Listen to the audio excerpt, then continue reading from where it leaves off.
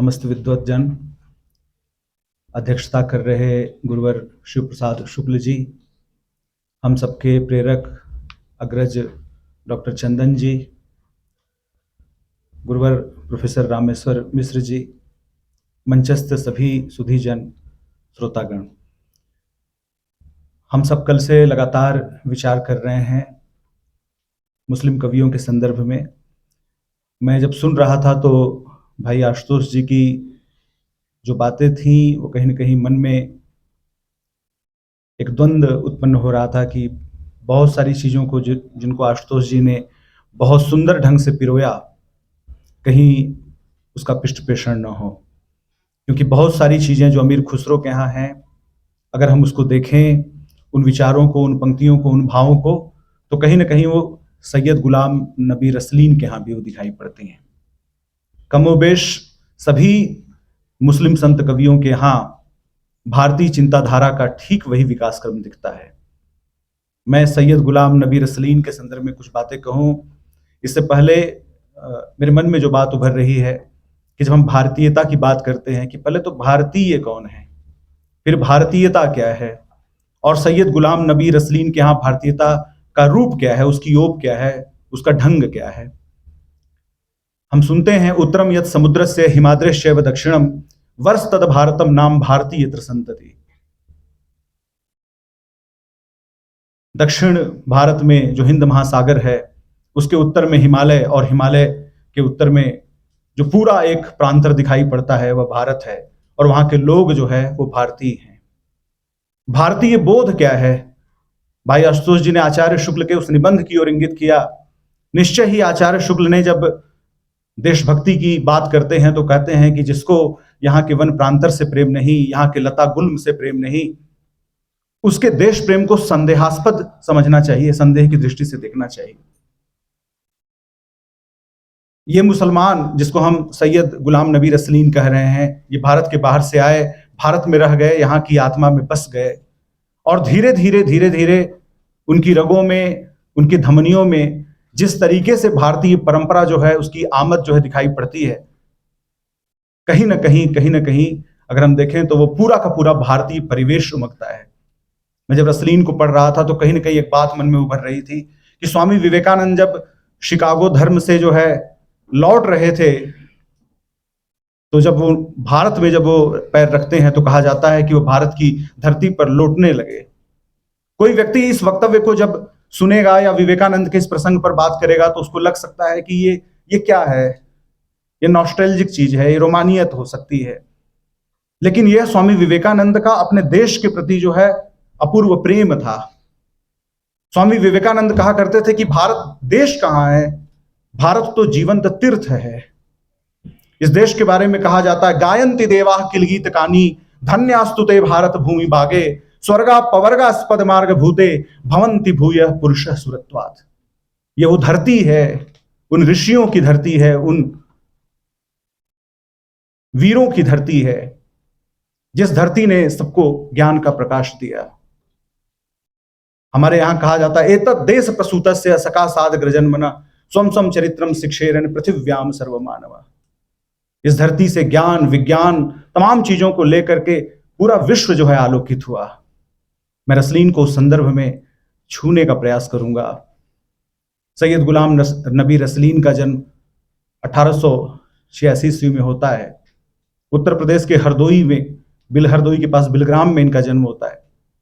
और रसलीन नाम से लिख रहे हैं, नाम सैयद गुलाम नबी है। जब हम मलिक मोहम्मद जायसी को पढ़ते हैं तो हम जानते हैं कि मलिक मोहम्मद जायसी ने 12 मासा का वर्णन किया।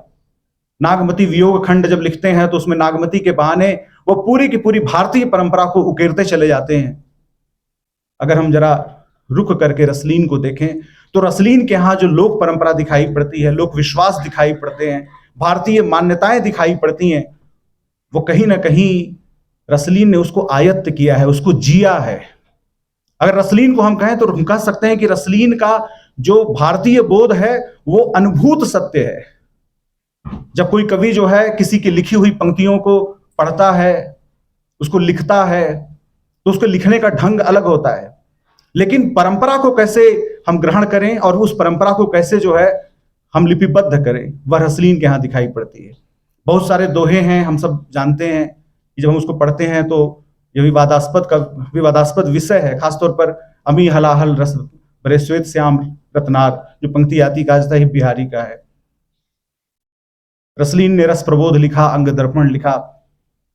रसलीन नायिका भेद की बात करते हैं, रसलीन उस लक्षण परंपरा की बात करते हैं जो ये सिद्ध करती है कि रसलीन का संस्कृत भाषा पर अधिकार था। ये संस्कृत भाषा रसलीन ने सीखी।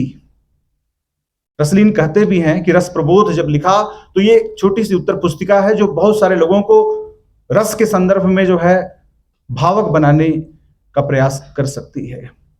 आचार्य रामचंद्र शुक्ल जब देखते हैं रसलीन को, तो रसलीन को देख करके वो कहीं ना कहीं उसको ब्रज भाषा की जो उनकी जो चीज है उसकी सराहना करते हैं। शिव सिंह सेंगर ने उनको अरबी का निष्णात कवि माना। तो ये रसलीन के यहाँ हमको लोक आस्था दिखाई पड़ती है। एक जो बात रसलीन के संदर्भ में है, जैसे हमारे यहाँ किसी भी कार्य को हम प्रारंभ करते हैं, उसकी शुरुआत करते हैं तो मंगलाचरण से होती है। बिहारी को हम जब पढ़ते हैं तो पहला ही दोहा आता है, मेरी भव बाधा हरो राधा नागर सोई, जातन की झाई पड़े श्याम हरित दुति होए। ठीक उसी तरीके से रसलीन के यहाँ भी हमको दिखाई पड़ता है। जब रसलीन बात करते हैं तो वो राधा की बात करते हैं। लिखते हैं, राधा पद बाधा हरण साधा करि रसलीन, अंग अगाधा लखत को कीन्हो मुकुर नवीन, सो पावे या जगत में सरस नेह को भाए, जो तन में तिलन लो बालन हाथ बिकाए। जो कृष्ण के जो लाल हैं कृष्ण, उनके हाथ जो बिक जाने को तैयार है वो राधा है। रसलीन को पढ़ते हुए बहुत सारे कवियों की एक खेप हमारे मन में उभरती है। जब मैं रसलीन को पढ़ रहा था तो कहीं न कहीं विद्यापति भी मन में आ रहे थे।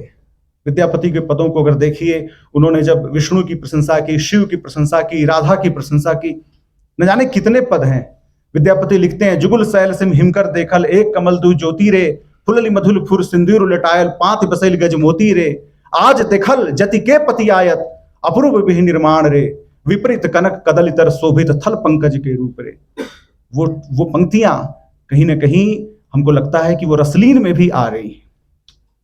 रसलीन की भावधारा को, रसलीन के अनुभूत सत्य को अगर देखेंगे तो कहीं ना कहीं वो भारतीय परंपरा के उस अजस्र प्रवाह को जो है द्योतित करती हुई पंक्तियां दिखाई पड़ती हैं।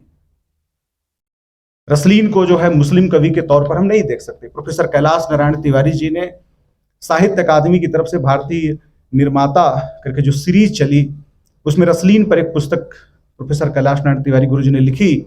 उसमें उन्होंने लिखा कि रसलीन एक ऐसे मनुष्य थे जो जाति और धर्म के स्तर पर मुसलमान होते हुए भी चिंतन के धरातल पर पूरी तरह से भारतीयता के रंग में रंगे हुए थे। यह हिंदी पाठकों का दुर्भाग्य है कि वे मुस्लिम रीति कवियों के रचना क्रम के बारे में नए दृष्टिकोण से विचार नहीं कर सके हैं।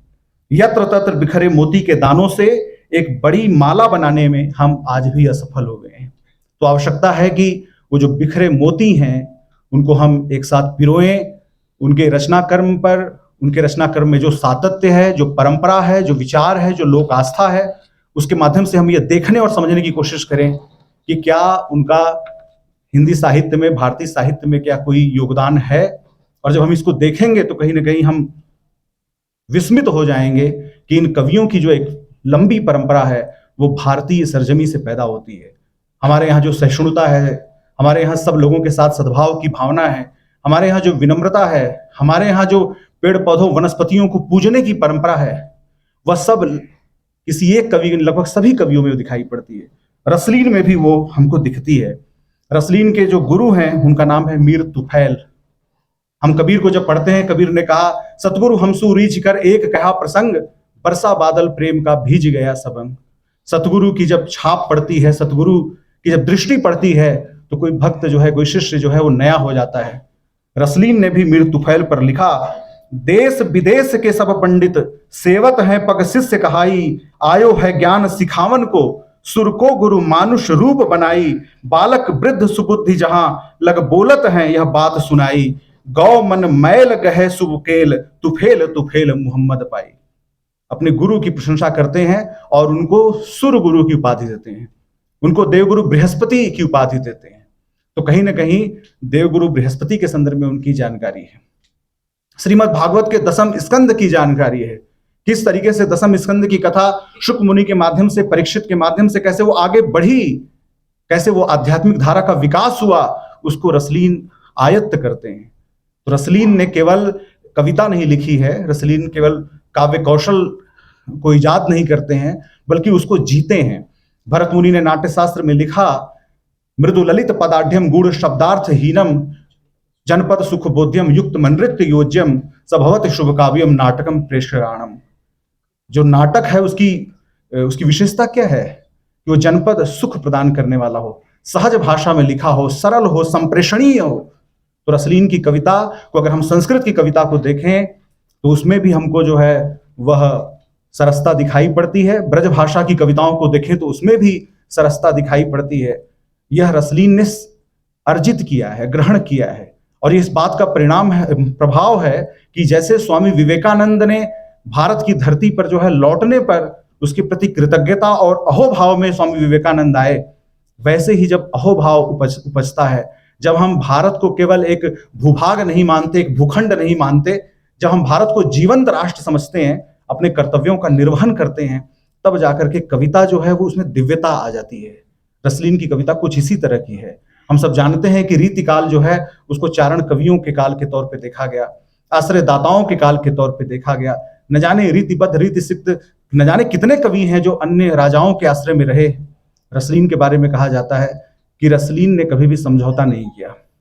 योद्धा थे, लड़ते थे, और सफदरजंग के साथ जो है युद्ध करते हुए जो है पठानों के विरोध में युद्ध करते हुए वो वीर गति को भी प्राप्त हुए।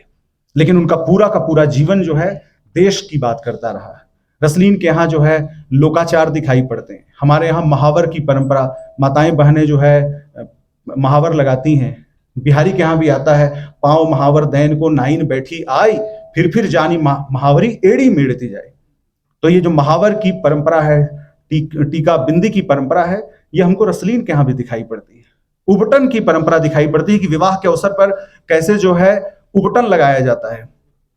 रसलीन लिखते हैं, सुघर बने के काज आओ बनी को बनावे, आछे सगुन सुर सब नारी मिल आनंद मंगल गावे, तेल फूलेल मेल उबटन में सकल अंग उबटावे, लाई गुलाब नीर चंदन की चौकी पर अनवावे।